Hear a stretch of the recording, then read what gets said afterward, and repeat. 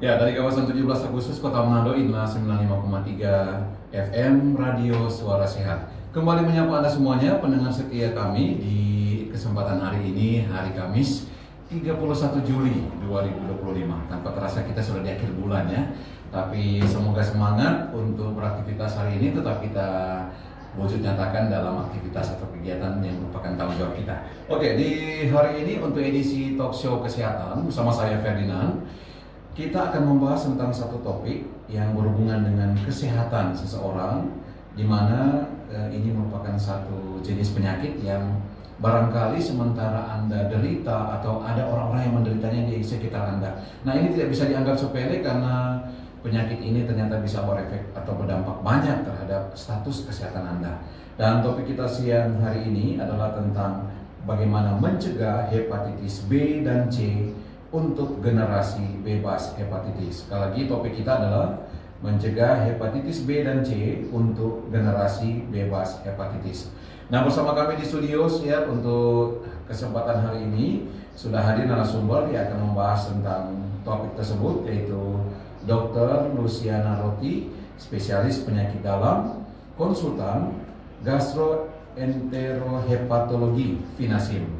Dan keseharian Dr. Luciana Roti beraktivitas di beberapa tempat, termasuk di Rumah Sakit Umum RD Kando, Malalaya. Langsung kita sapa, selamat pagi Dok.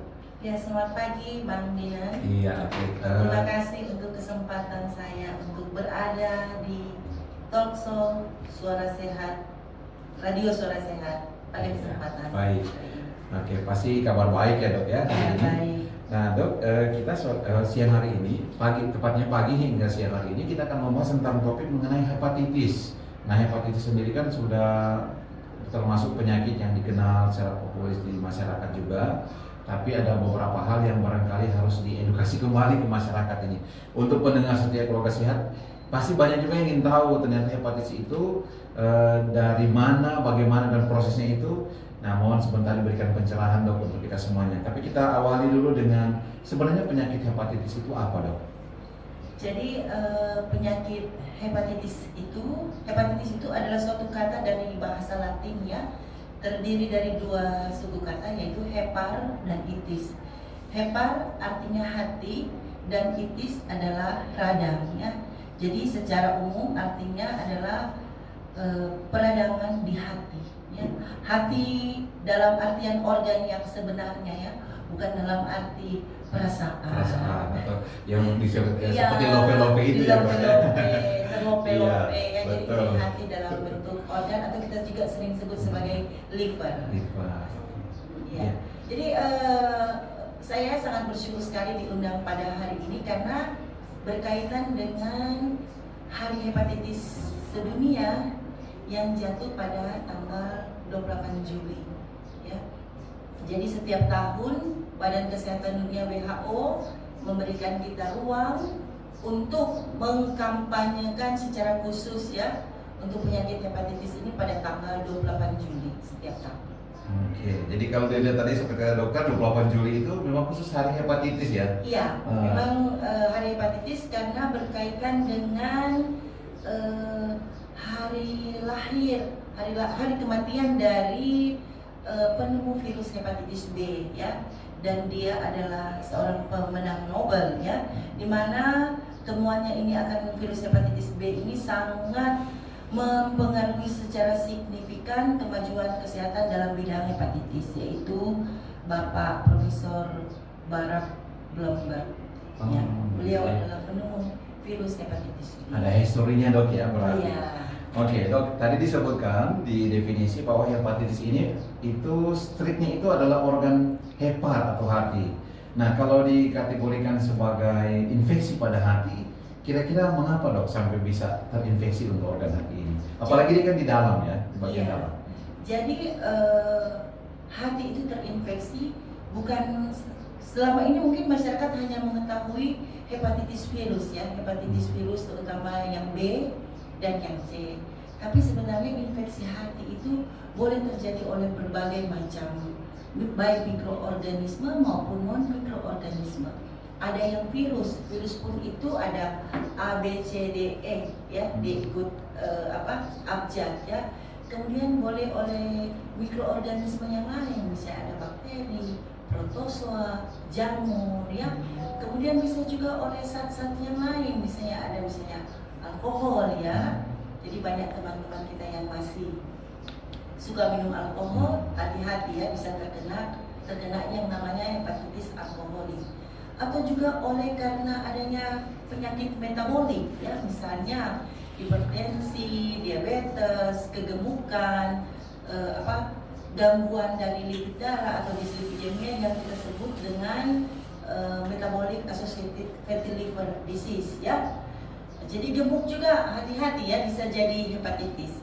Obat-obatan ya, tadi sudah alkohol, penyakit malaria ya, mungkin zaman-zaman 20 tahun lalu kita masih banyak mengalami malaria dengan gangguan hati ya, dimana orang yang terinfeksi malaria tiba-tiba dia menjadi kuning ya, fungsi hatinya meningkat ya. Namun sekarang prevalensinya sudah sangat menurun sekali. Jadi banyak hal yang bisa membuat hati itu meradang ya, baik dalam artian terinfeksi mikroorganisme ataupun keradangan yang disebabkan bukan yang non infeksi. Oke, jadi kalau mau dilihat multifaktor ya penyebab multifaktor terinfeksinya hati, kecuali iri hati tidak terinfeksi itu ya. Itu pikiran ya dok. Oke, ya dok, saya agak sedikit penasaran ini, mungkin juga kalau saya ingin tahu kenapa sih kalau di alfabet itu ada hepatitis A, B, C itu di nomenklaturnya itu ada alfabetnya, kenapa dok? Iya, karena ya mungkin supaya bisa urutannya. Dalam hal ini hepatitis virus ya. Tapi yang menjadi poin utama kita adalah hepatitis virus B dan C ya. Kalau kita juga sudah mengenal virus hepatitis A ya, tetapi virus hepatitis A itu kalau imun kita cukup baik ya, tubuh bisa mengeliminasi sendiri ya, sehingga hepatitis A itu tidak akan menjadi kronik. Kronik artinya perlangsungannya menjadi lama, dari bulan bahkan sampai tahun ya. Tetapi kalau hepatitis B dan C itu menjadi titik perhatian kita karena dia akan cenderung untuk menjadi kronik, dan kita tahu kalau sudah penyakit kronik pada suatu titik dia akan masuk pada suatu titik yang kita namakan point of no return ya. Saat dia sudah terjadi sirosis, maka kalau hati di dalam rumah tangga kita umpamakan sebuah rumah itu tubuh, maka hati itu adalah dapur. Dan kalau virus hepatitis B dan C menjadi kronik, suatu saat dapur itu akan rusak yang kita namakan dengan sirosis hati. Maka akan kacau balaulah pengaturan rumah itu kalau dapurnya sudah sangat rusak. Jadi kalau sudah pada tahapan yang paling berat itu sirosis itu tidak bisa kembali lagi dok ya, irreversible ya. Irreversible. Aduh, berarti kecuali ya ya di transplantasi hati ya. Tapi kan untuk saat ini transplantasi hati di Indonesia sudah dimulai ya, tetapi masih membutuhkan effort, sarana, dana yang sangat banyak untuk satu pasien saja. Iya, baik dok. Ini hepatitis kan sebuah penyakit yang sudah cukup dikenal ya. Tapi secara garis besarnya ini dok, tanda dan gejala hepatitis itu kriteria yang paling bisa dikenali oleh masyarakat umum apa sebenarnya? Biasanya masyarakat mengenal sebagai sakit kuning. Sakit kuning. Kalau yang zaman-zaman dulu ya. Nah inilah repotnya untuk penyakit hati. Biasanya kalau apalagi dia sudah masuk dalam kronik, dia silent saja ya. Tapi tiba-tiba pasien datang dengan kuning, badan kurus, perutnya buncit, sudah dalam keadaan sirosis. Karena apa? Karena deteksi dini itu agak sukar kita lakukan bila hanya dari masyarakat awam saja. Karena kita harus misalnya untuk hepatitis B dan C, kita harus menemukan virusnya itu, apa penyebabnya ya. Dan yang sangat disayangkan saat ini, karena deteksi penyakit hati itu belum terlalu dikembangkan sehingga banyak masyarakat yang datang ke pusat kesehatan, ke kami ya di rumah sakit vertikal tipe A sudah dalam keadaan sirosis, ya sudah masuk ke sudah parah ya. Iya. Padahal sebenarnya kalau bisa ditemukan pada saat dia masih dalam tahap awal, tentunya penanganannya akan lebih mudah ya, dan harapan untuk bisa diatasi dengan baik pasti lebih banyak ya. Karena ini identifikasinya memang agak susah. Hepatitis akan dikenal saat dia sudah dalam tahap yang parah. Jadi sering-sering ada orang yang datang ya, karena dia membawa hasil misalnya pada pemeriksaan pekerjaan, memasuk pekerjaannya, di situ ada deteksi penyakit hepatitis B atau C. Nah, biasanya dari situ yang kita bisa memulai.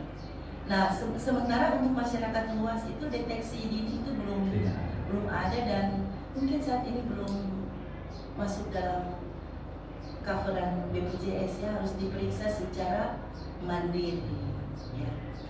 Jadi kalau saya boleh ambil kesimpulan sementara, kadang-kadang tanpa gejala begitu dok ya? Iya. Oke. Berarti kalau tanpa gejala berarti sebenarnya kondisinya masih cukup bagus ya. Tapi kalau sudah ada dengan gejala, ya berarti mungkin sudah pada tahap yang lanjut. Dok, kalau misalnya manifestasi penyakitnya itu berhubungan dengan, kan dia tidak organ dalam, berhubungan pencernaannya. Ya. Apa bisa tanda-tanda apa yang bisa kita Ya. kenali? Jadi hepatitis itu ada dua ya, ada yang keradangan akut yang baru terjadi, ada yang keradangan kronik ya. Kalau ada fase akut dari suatu hepatitis, biasanya dia itu akan dimulai kayak dengan penyakit virus-virus yang lain ya. Biasanya mulai dengan demam-demam ya, demam, kemudian mual, muntah ya, kayak dengan virus-virus yang lain, misalnya virus dengue misalnya. Kemudian itu yang kita sebut dengan fase prodromal ya. Kemudian selanjutnya saat demam sudah turun, mungkin mual-mualnya juga, muntah-muntahnya juga sudah membaik, dia akan masuk pada fase ikterik. Fase ikterik adalah fase terjadinya kuning ya. Biasanya pada hepatitis akut saat timbul kuning ini karena demamnya sudah turun, mualnya sudah mulai berkurang, pasien sudah mulai merasa lebih nyaman. Namun yang menjadi ketakutan utama itu mereka badan menjadi kuning. Kemudian kalau tubuh mempunyai imun yang cukup, sebenarnya hepatitis virus ini dapat dieliminasi sendiri ya. Tubuh akan membersihkan sendiri. Hanya pada individu-individu tertentu dia akan menjadi kronik ya, terutama untuk hepatitis B dan C ya. Itu yang akut ya. Tetapi sering pasien datang dia dalam fase kronik ya. Kita tidak tahu kapan dia akut, pasien juga tidak tahu ya. Dan yang menjadi ciri khas di negara kita, di Indonesia, misalnya hepatitis B itu ternyata banyak yang terinfeksi itu saat mereka dilahirkan dari seorang ibu yang hepatitis B positif. Nah, perjalanan mereka ini sering tidak bisa terdeteksi karena kan masih bayi ya. Biasanya mereka datang 20-30 tahun kemudian atau 40 tahun sudah dengan keadaan sirosis hati. Setelah ditelusur pernah mengalami gejala bisa panas, selanjutnya kuning, mereka tidak tahu. Mungkin mereka terinfeksi dari ibu saat mereka dilahirkan. Gitu dok. Jadi sebenarnya bisa dideteksi tapi cukup complicated ya kalau mau dilihat. Nah, baik, kalau Anda sementara menyimak untuk program Talkshow Kesehatan edisi hari ini, kita akan membahas tentang hepatitis B dan C dan cara pencegahan untuk generasi bebas hepatitis. Dan masih bersama narasumber kita, Dr. Luciana Roti, spesialis penyakit dalam konsultan. Kembali ke Dr. Luciana ini, dok, ini hepatitis kan kata dokter tadi itu seringkali muncul tanpa disadari, gejalanya itu tidak begitu kentara, kecuali sudah mulai muncul tanda-tanda virus ya. Tapi kalau misalnya yang paling bisa dilakukan pertama tuh kalau dia itu sudah muncul ke arah-arah hepatitis seperti munculnya kuning pada seluruh badan atau pada mata, itu bagaimana dok? Biasanya kalau pasien datang dengan kuning ya, gejala kuning, dokter akan melakukan evaluasi menyeluruh untuk hepatitisnya ya. Jadi pemeriksaan fungsi hati yang lengkap ya. Di situ termasuk pemeriksaan enzim transaminase ya, yang kita kenal dengan SGOT, SGPT atau pemeriksaan fungsi hati. Dilanjutkan dengan fungsi-fungsi hati yang lain ya, ada ikutannya itu gamma GT alkalin fosfatase. Harus diperiksa juga keadaan profil hematologinya yang kita sebut dengan hematologi lengkap ya. Kemudian kita periksa kadar bilirubinnya bagaimana ya. Kemudian diikuti kadar albuminnya bagaimana, kadar pembukuan darahnya bagaimana. Karena itu semua tentunya terkait dengan fungsi hati ya. Hati adalah organ yang sangat penting ya, yang mempunyai peran yang sangat besar untuk kelangsungan pemeliharaan tubuh ya. Jadi dia ada metabolisme nutrisi, jadi metabolisme karbohidrat, lemak dan protein itu diatur semua di dalam hati, baik dalam penyimpanan, pelepasan ya. Kemudian ada detoksikasi, detoks zat-zat yang beracun, misalnya alkohol ya, obat-obatan ya. Jadi bayangkan kalau tidak ada hati, zat-zat sisa dari alkohol, obat-obatan yang tidak minum berarti tidak ada yang membersihkan ya. Berarti zat itu akan meracuni tubuh kita ya. Kemudian untuk sintesis dari protein ya, protein plasma dalam hal ini ada albumin ya, juga untuk faktor-faktor pembekuan darah ya. Kemudian ada produksi empedu ya, tentunya mungkin kita semua sudah tahu apa itu empedu. Empedu sangat kita perlukan untuk memetabolisme lemak ya. Juga hati berperan dalam proses imunitas tubuh ya, pertahanan tubuh, karena di dalam hati itu ada sel-sel Kupfer ya, yang untuk membantu menghancurkan bakteri atau partikel-partikel asing yang masuk ke dalam tubuh ya. Kemudian hati merupakan storage ya, storage untuk zat-zat gizi ya, di mana hati menyimpan cadangan energi ya, yang kita sebut dengan glikogen, menyimpan vitamin A, D, B12, zat besi dan zat-zat yang lain sebagainya. Kemudian ada penguraian sel-sel darah ya. Jadi kalau sel darah itu kita tahu umurnya itu adalah 3 bulan ya. Bayangkan kalau dia tidak dihancurkan oleh hati, berarti akan terjadi penumbukan dan ternyata dan akhirnya akan membahayakan hidup. Jadi hati mempunyai fungsi yang sangat besar sekali. Jadi bayangkan kalau dia rusak, siapa yang akan menggantikannya? Aduh, jadi kepikiran nih ya, karena kebiasaan-kebiasaan mungkin yang kita tanpa sadari itu sudah berpengaruh terhadap kondisi kesehatan hati.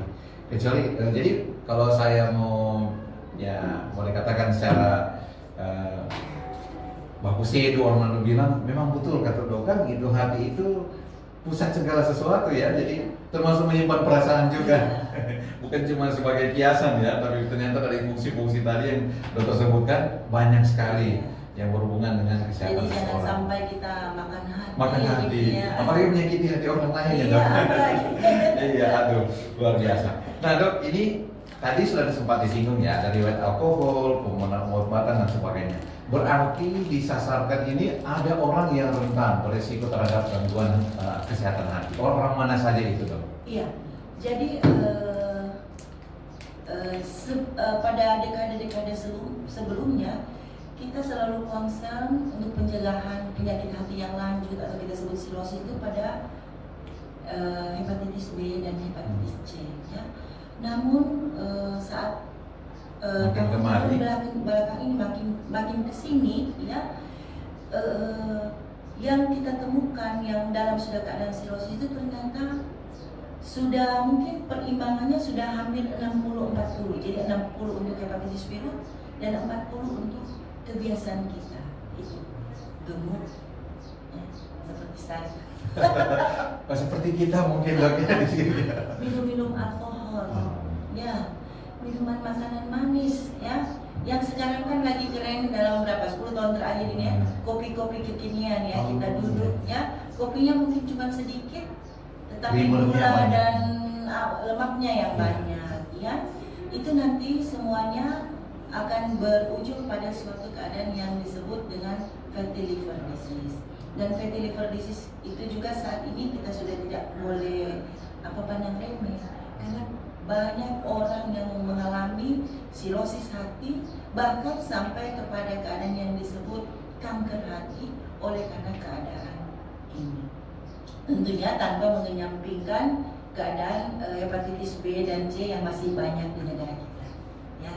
Iya, jadi ini boleh dikata banyak sekali faktor resiko yang sebenarnya kalau mau dilihat sehari-hari ini lagi trending dok ya. Kebiasaan makan makanan yang instan dan manis, berlemak, aduh. Karena Ini kalau susahnya ya. hati sementara sakit kan makan manis begitu menyenangkan ya. Iya, betul sekali. Kalau Aduh. hati kita sementara sakit hati, biasanya kita akan cari makanan manis ya untuk Yang enak-enak di lidah ternyata ujung-ujungnya ya hati yang menderita ya. Ujung hati yang benar ini yang akan Oh, menderita ya. Juga tentunya kebiasaan yang aktivitas fisiknya rendah ya, sehingga dia tidak dapat menguraikan lemak-lemak yang tertimbun di hati ini. Akhirnya bisa menjadi penumpukan yang sebenarnya akan menyebabkan fibrosis dan sirosis di hati. Oke, dok tiba-tiba jadi saya keingat ada satu case ya dok. Ini terjadi di beberapa tahun yang lalu di kampung saya dulu. Dan namanya kita masih awam ya waktu itu. Disebutkan ada seorang bapak ini riwayat alkoholik yang cukup berat ya. Jadi memang nggak bisa kalau tidak minum minuman keras. Apa benar waktu itu disebutkan bahwa waktu didiagnosa oleh dokter hatinya menjadi seperti bubur? Apa betul seperti itu dok? Sebenarnya bukan. Jadi hancur. Iya, hancur karena dia mengecil, ya. Oh, menyusut ya. Jadi menyusut dan tentu saja dia tidak bisa melaksanakan fungsi-fungsinya ya. Kan yang dalam hati itu ada sel yang namanya hepatosit ya, yang akan menjalankan fungsi-fungsi yang sudah saya sebutkan tadi ya. Kemudian ada juga sel-sel yang lain. Nah, sirosis hati oleh karena salah satunya ada alkohol itu dia menyebabkan kerusakan dari arsitektur hati ya.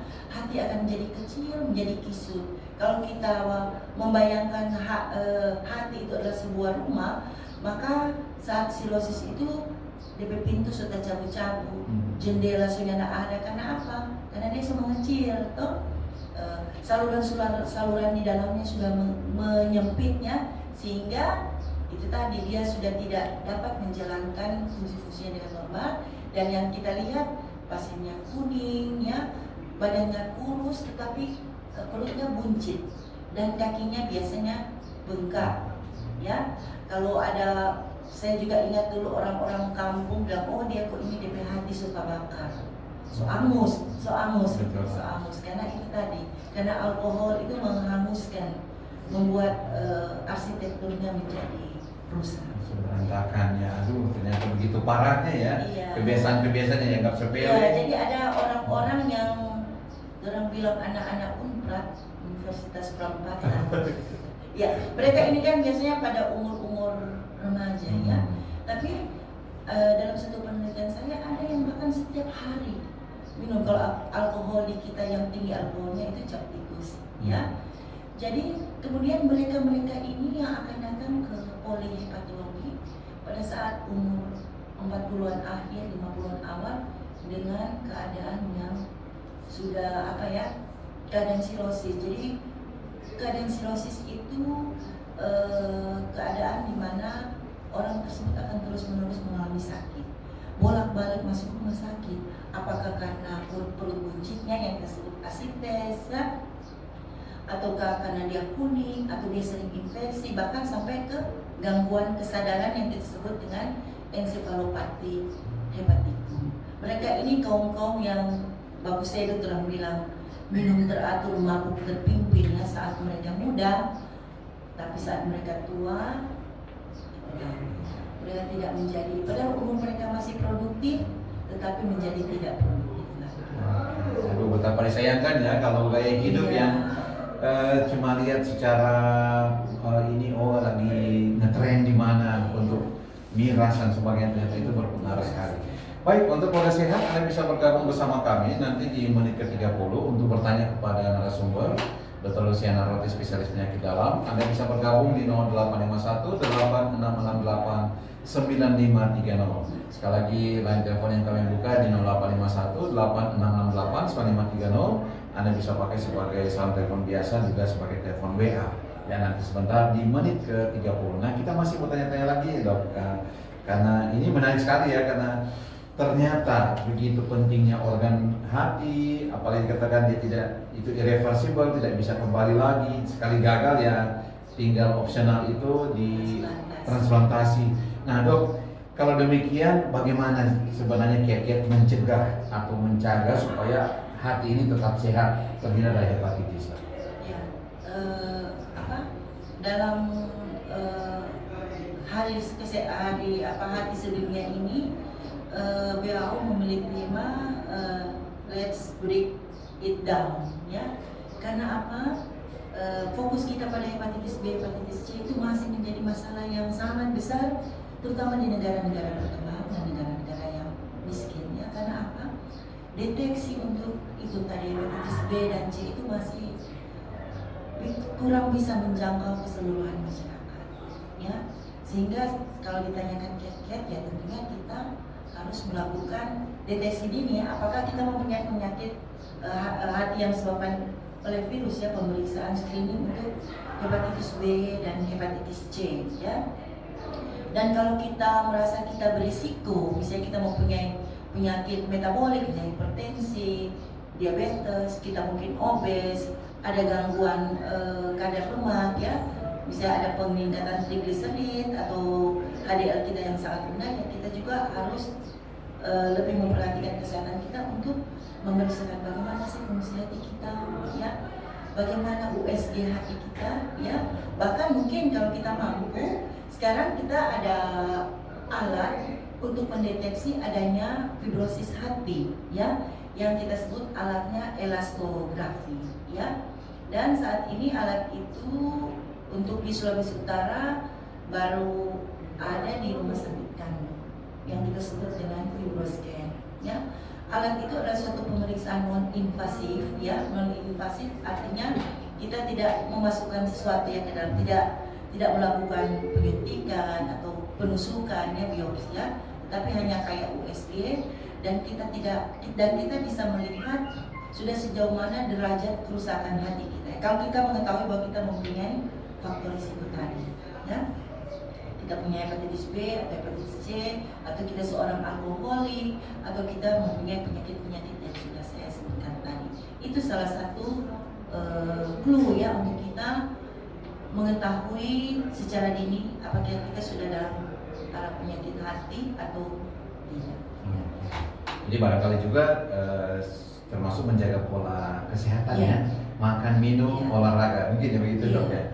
Aduh, kalau bicara makan minum, orang nado ini sehingga mati, kan? Apalagi pengucapan terus. Iya, pengucapan. Sedangkan ibadah polo makan. Nasi jalan terus. Oke, baik, untuk keluarga sehat Anda bisa bergabung bersama kami sekarang. Silakan di 0851 8668 9530. Sekali lagi 0851 8668 9530. Masih bersama dengan Dr. Luciana Roti, spesialis penyakit dalam konsultan, yang tengah membahas mengenai cara mencegah penyakit hepatitis B dan C supaya tercipta generasi bebas hepatitis. Tidak ada HBsAg positif, tidak ada HBsAg terutama untuk hepatitis B. Kalau kita sudah memeriksakan dan tidak ada terdeteksi adanya HBsAg, kita sebaiknya vaksinasi, ya. Mungkin dulu waktu bayi kita pernah vaksinasi, maka kita harus periksa dulu kadar imun kita untuk hepatitis B. Kalau memang angkanya sudah di bawah 10, sebaiknya kita divaksinasi. Ya. Atau kalau yang belum pernah, ya sudah harus vaksinasi, ya, untuk mencegah penularan. Oke. Apa memang sekarang tersedia secara umum, tuh, untuk vaksinasi hepatitis? Iya, tetapi secara mandiri, ya, mungkin tidak di cover oleh BPJS. Ya, baik. Dok, ini waktunya sudah hampir mendekati pukul 11, berarti kita hampir sampai di bagian akhir. Tapi secara garis besar, kiranya Dr. Luciana Roti bisa mengambil kesimpulan umum bagaimana untuk pencegahan penyakit hepatitis ini untuk menciptakan generasi bebas hepatitis. Silakan. Iya. Jadi untuk pencegahan hepatitis B dan C, ya, tentunya kita harus pertama kita harus bisa mengidentifikasi, ya. Tentunya bagaimana kita mengidentifikasi, ya, tentunya dengan pemeriksaan HBsAg dan anti HIV, ya. Dan apabila kita tidak mempunyai HBS AG kita negatif, kita harus melakukan tindakan pencegahan, kita vaksinasi. Ya, vaksinasi itu sangat penting untuk kesehatan diri kita sendiri karena virus hepatitis itu virus yang sangat progresif. Dan apabila kita terdeteksi HBS AG-nya positif, anti HIV-nya positif, berarti kita harus melanjutkan pemeriksaannya ke dokter ya yang berkompeten karena bisa saja ternyata kita sudah berada pada penyakit yang lanjut. Kalau kita tidak memeriksakan diri, ya tentu kita tidak tahu. Iya. Ya. Baik. Ini edukasi yang luar biasa dok ya, supaya keluarga sehat yang barangkali di tengah-tengah keluarga atau di sekitar Anda sementara menderita penyakit hepatitis, jangan dipandang remeh dan seperti kata dokter tadi, bisa diidentifikasi lebih awal, lebih baik supaya tidak akan berlanjut pada derajat yang lebih parah. Terima kasih banyak Dr. Luciana Roti atas kesediaan hadir di studio kami. Terima kasih sudah diundang ke Iya. sini untuk berbagi pengalaman tentang hepatitis. Baik, di tengah-tengah kesibukan dok ya, Ya. untuk kesempatan hadir edukasi kita semua. Dan sukses selalu dok untuk tugas pekerjaan bersama keluarga juga, Tuhan berkati selalu. Nanti Sama-sama. akan ketemu barangkali dengan topik-topik yang berbeda di Ya. kesempatan berikutnya. Terima kasih. Ya. Selamat siang. Selamat siang ya semua. Untuk Anda keluarga sehat, demikian untuk program talk show kita di edisi hari ini di 31 Juli 2025 sampai di sini. Moga-moga ini memberikan wawasan yang lebih luas lagi Anda tentang penyakit hepatitis seperti yang disebutkan tadi oleh narasumber kita, Dr. Luciana Roti, spesialis penyakit dalam konsultan gastroenterohepatologi Vinasium. Dan nanti kita akan bersua lagi lain kesempatan dengan topik yang berbeda dari kawasan 17 Agustus. Saya Ferdinand, segera pamit suara. Jangan lupa tetap jaga kesehatan Anda.